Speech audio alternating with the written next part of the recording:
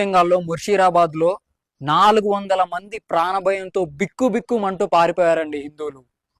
వక్ amendment act 2025 కి వ్యతిరేకంగా protest చేస్తూ కొంతమంది ఆల్రెడీ బ్లాక్ ఇంక్ దాని మీద వేసుకొని టార్గెటెడ్ గా వెళ్ళి వాళ్ళని కొట్టారు. అక్కడున్న సంపదను దోచుకున్నారు, చాలా మందిని కొట్టారండి.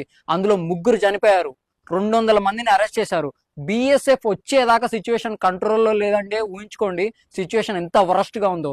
పార్లమెంట్ లో పాస్ అయిన ఏ పాలసీ ద్వారా అయినా సరే మీరు డిసగ్రీ అయితే డెఫినెట్ గా మీకు ప్రొటెక్ట్ చేసే రైట్ ఉంది, రాజ్యాంగం మనకి ఇచ్చింది.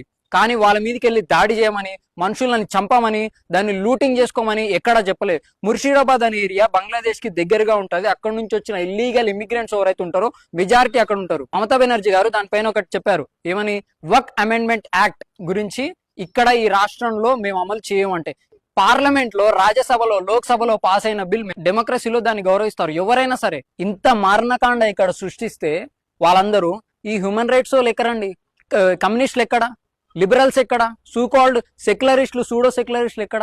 మానవ హక్కుల ఉల్లంఘన జరిగిందని మాట్లాడుతుంటారు కదా. Secularism is a trap, first గుర్తుపెట్టుకోండి. If you say it is a secular state, why you are giving special privileges to the minorities? Waqf board ఎందుకండి?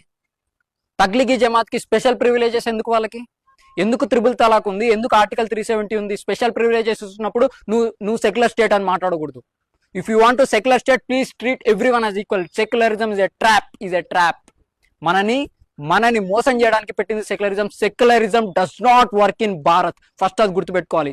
అక్కడెక్కడో హమాస్ ఇన్సిడెంట్ జరిగితే అక్కడ పాకిస్తాన్ కి అన్యాయం జరుగుతుందని ఇక్కడ ఓవైసీ గారు మాట్లాడతారు, పార్లమెంట్ లో జై పాకిస్తాన్ అని వాళ్ళకి సానుభూతి కూడా పలుకుతారు. కానీ ఇక్కడ జరిగిన ఇన్సిడెంట్ గురించి మాట్లాడమంటే ఒక మీడియా పర్సన్ అడిగితే ఏమన్నారు, I'm not the spokesperson of West Bengal అంట. దీన్ని వాళ్ళ దృష్టిలో secularism. Are you the representative of Pakistan? Are you the representative of Pakistan? Are you the representative of Bangladesh? ఇవన్నిటికీ మాట్లాడుతూ కానీ మన దేశంలో జరిగిన వెస్ట్ బెంగాల్లో అయితే పోటీ చేయొచ్చు, ఉత్తరప్రదేశ్ లో అయితే మీరు వెళ్ళి పోటీ చేయొచ్చు, కానీ దాని గురించి ఏమైతే మాట్లాడరా? Arundhati Roy ma'am, where are you?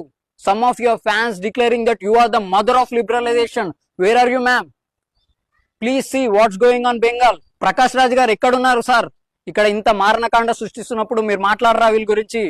మీకు హక్కులు అంటే అక్కడ పాకిస్తాన్ ఆల్ ఐస్ ఆన్ రియాస్ అని పెట్టారు, ఇప్పుడు ఆల్ ఐస్ ఆన్ బెంగాల్ అని ఎందుకు పెట్టట్లే? ఆల్ ఐస్ ఆన్ బెంగాల్ అన్నట్టు ఎందుకు పోర్ట్రే చేస్తున్నారు? ఇక్కడ జరిగింది మారణకాండ కాదా? ఎంతమంది బిక్కుబిక్కుమంటూ బతికే పరిస్థితి అండి మనది. ఎవ్వరు సహించొద్దు. డెమోక్రటిక్ నేషన్ లో మన వాయిస్ ని రేస్ చేయాలి, ఇది ప్రతి ఒక్కరికి తెలియాలి. సెక్యులరిజం అనే ట్రాప్ లో ఎవ్వరు పడ్డా సరే వారిని బయటికి తీసుకురావడానికి ఈ వీడియో ఒక మేల్ కొల్పు అవ్వాలి. మిత్రమా, అందరికి షేర్ చేయండి, ప్రతి ఒక్కరికి షేర్ చేయండి. This is not the time for the silent, this is time for the resistance. Bharat మాతా కీ జై.